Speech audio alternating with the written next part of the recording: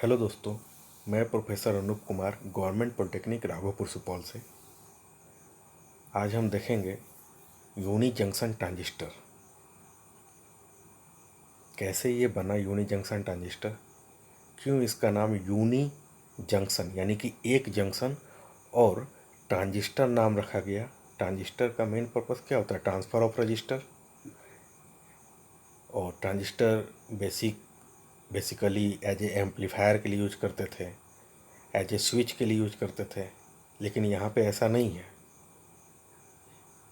इस uni junction transistor को as a हम रिलैक्सेशन ऑक्सीलेशन के लिए बनाने के लिए यूज करते हैं और ट्रिगरिंग सर्किट में यूज करते हैं, जैसे एज ए फायरिंग के लिए यूज करते हैं, जैसे पल्स जनरेशन, जैसे कि रिलैक्सेशन ऑक्सीलेशन। ऑक्सीलेशन यानी कि एसी सर्किट एक पल्स की तरह यूज करते हैं इसको किसी सर्किट को ट्रिगर करने के लिए। और इसका जो वेव फॉर्म जनरेशन जो एज ए रिलैक्सेशन ऑक्सीलेशन जब बनता है तो इसका वेव फॉर्म जो होता है वो सॉटूथ वेव फॉर्म जनरेशन होता है। इसका जो वी आई कैरेक्टरिस्टिक्स होता है उसमें निगेटिव रेजिस्टेंस डिवाइस होता है। Negative resistance device that means कि अगर करंट को बढ़ा रहे हैं तो निगेटिव रेजिस्टेंस कैरेक्टरिस्टिक्स शो करेगा, यानी कि वोल्टेज ड्रॉप हो जाएगा। वहाँ पे करंट इंक्रीज हो रहा है और वोल्टेज रिड्यूस हो जा रहा है, तो उस कंडीशन को कहते हैं निगेटिव रेजिस्टेंस कैरेक्टरिस्टिक्स। और मैंने बता चुका था कि 3 डिवाइस ऐसे हैं जो निगेटिव रेजिस्टेंस डिवाइस हैं: यूजेटी, गन डायोड और टनल डायोड। फिर 3 टर्मिनल डिवाइस होते हैं इसमें, B1, B2, E। तो वन बाय वन हम सारे पॉइंट को देखते हैं। उसके बाद इसके सर्किट डायग्राम को देखेंगे, इसके सिंबल को देखेंगे, इसके कंस्ट्रक्शन को देखेंगे, फिर इसके वर्किंग और वी आई कैरेक्टरिस्टिक देखेंगे। तो UJT is the name of unijunction transistor. The symbol of UJT is this, and B1, B2 and E, that is emitter. B2 is base 1, base 2 and B1 is base 1। तो 3 terminal semiconductor device है, electronic device है ये। इसे हम negative resistance device भी कहते हैं। VVI बहुत बहुत बार कॉम्पिटिटिव एग्जाम में आ चुके हैं ये, और आपको लाइफ में कई बार इस पे क्वेश्चन मिलेंगे कि unijunction transistor is negative resistance device. इसके सिंबल भी डायरेक्ट पूछे जा चुके हैं। फिर इसके वेवफॉर्म जनरेशन जो है, जैसे कि यूजेटी यूज करते हैं एज ए रिलैक्सेशन ऑक्सीलेशन बनाने के लिए। तो जब रिलैक्सेशन ऑक्सीलेशन, ऑक्सीलेशन यानी कि क्या हो गया, एसी स्विच, और वो इस तरह से कुछ रहेगा, इस तरह से। तो ये सीधा रहेगा, उसके बाद थोड़ा टिल्ट होके रिड्यूस कर्व बनेगा, तो उससे कहते हैं सॉटूथ वेव जनरेशन। तो ये जो पल्स बनेगा ये सॉटूथ वेव फॉर्म जनरेशन होगा। फिर UJT circuit is the relaxation oscillation producing non sinusoidal waveform. Sinusoidal waveform ये होता था, ये साइनसोइडल वेवफॉर्म है, लेकिन और ये भी एसी है ना, साइनसोइडल वेवफॉर्म भी एसी है। और ये जो सॉटूथ वेवफॉर्म है ये भी एसी वेव है, लेकिन ये नॉन साइनसोइडल वेव है। As a triggering device for SCR और ट्राइक, ट्राइक में जो गेट पल्स देते हैं और SCR में जो गेट पल्स देते हैं, उसमें एज ए ट्रिगर पल्स के लिए हम यूज करते हैं, एज ए ट्रिगरिंग डिवाइस के लिए यूजेटी को यूज करते हैं, एज ए रिलैक्सेशन ऑक्सीलेशन बनाने के लिए। But UJT not use for linear amplifier. जैसे ट्रांजिस्टर नाम तो है, आखिर क्यों इसका ट्रांजिस्टर नाम पड़ा?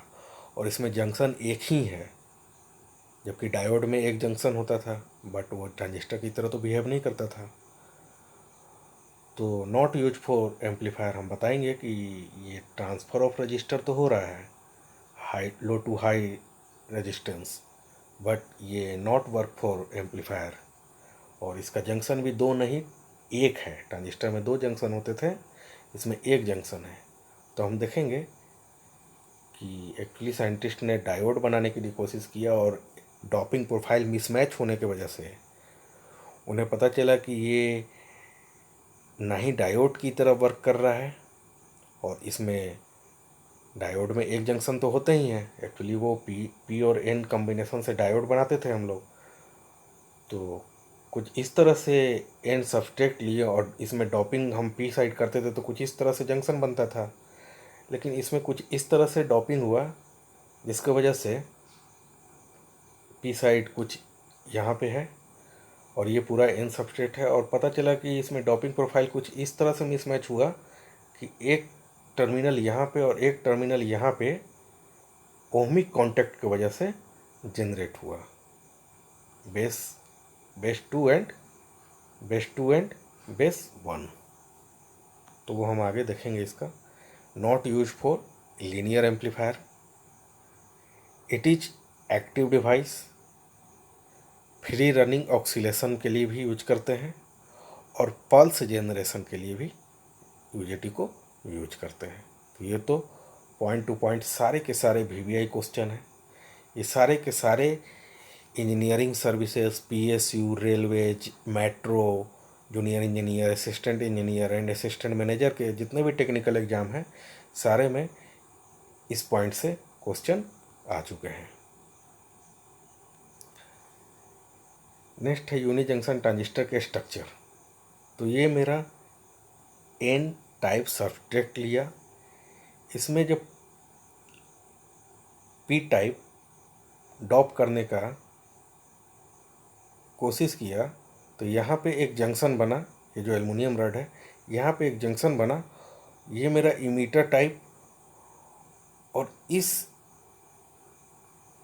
डॉपिंग के मिसमैच के वजह से ये जो जंक्शन यहाँ पे बना, इसके वजह से एक टर्मिनल यहाँ पे और एक टर्मिनल जब यहाँ पे कनेक्ट किया तो पता चला कि ट्रांसफ़र ऑफ रेजिस्टेंस तो हो रहा है, लेकिन वो निगेटिव रेजिस्टेंस कैरेक्टरिस्टिक और वोल्टेज को अचानक से बहुत ज़्यादा रिड्यूस कर दे रहा है।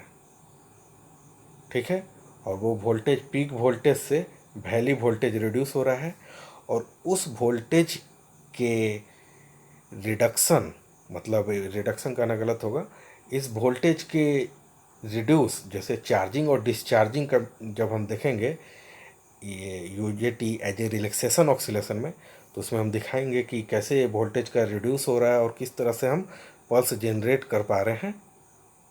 तो ये हो गया इंटरनल स्ट्रक्चर, ये दोनों आपस में ओहमिक कांटेक्ट होंगे।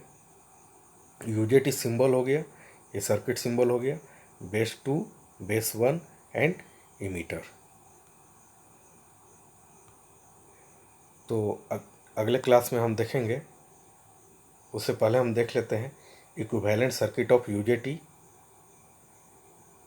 इस तरह से ये डायोड लगा हुआ है,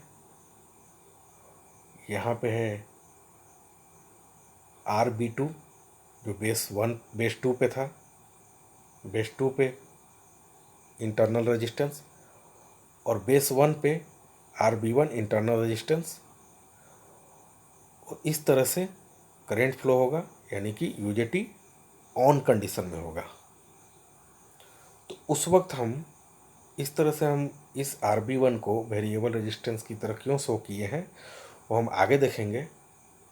जब इसका ऑपरेशन देखेंगे, वर्किंग देखेंगे, तो आपको अच्छे से दिखा पाएंगे कि जब हाई करंट फ्लो करता है तो मैक्सिमम टेम्परेचर की वजह से इसका करंट रिड्यूस हो जाता है और पोटेंशियल ड्रॉप भी अचानक से रिड्यूस हो जाता है। तो वो हम VI कैरेक्टरिस्टिक्स में देखेंगे कि यहाँ का इंटरनल रेजिस्टेंस जो है वो कैसे रिड्यूस हो जाता है। फिर इसका एक इंट्रिंजिक स्टैंड ऑफ रेशियो होता है, जो किसी भी कॉम्पिटिटिव एग्जाम में डायरेक्ट फार्मूला पूछ देंगे कि यूजेटी का इंट्रिंजिक स्टैंड ऑफ रेशियो क्या है। वो कुछ ये प्रूफ होकर निकलेगा। एक्चुअली ये इलेक्ट्रिकल का बेस कोर सब्जेक्ट है, उसमें ज़्यादा डिटेल में पढ़ते हैं कि ये कैसे प्रूफ हुआ। तो ये कंडीशन है ये फार्मूला आने के लिए, जब IE जीरो हो, इमीटर करेंट जब जीरो हो तो इंट्रिंजिक स्टैंड ऑफ रेशियो ये निकलता है RB1 divide by RB1 plus RB2, यानी कि अगर इसके क्रॉस करंट 0 है तो ये होगा, और integrating stand off ratio this divide by this plus this, तो RB1 divide by RB1 plus RB2। तो ये हमेशा याद रखिएगा, इस पे डायरेक्ट ऑब्जेक्टिव क्वेश्चन भी आ जाते हैं, जो आपको ये सर्किट दे देंगे या स्टेटमेंट में दे देंगे कि in the base resistance, in the base 2 internal resistance is this, and in the base 1 internal resistance is this. If IE is 0, what is value of integrating stand off ratio? तो ये formula याद होगा तो आप तुरंत answer उसका कर दीजिएगा। तो आगे हम इसका देखेंगे वर्किंग प्रिंसिपल, कैसे वर्क करता है ये यूजेटी, फिर उसका VI कैरेक्टरिस्टिक देखेंगे, उस VI कैरेक्टरिस्टिक को बहुत अच्छे से समझेंगे, तभी हम UJT as a relaxation oscillation कैसे बन रहा है, वो कैसे AC switch, non sinusoidal AC switch जो बन रहा है, जनरेट हो रहा है, जो सॉटूथ वेवफॉर्म के फॉर्म में, उसको हम देखेंगे। तो थैंक यू सो मच।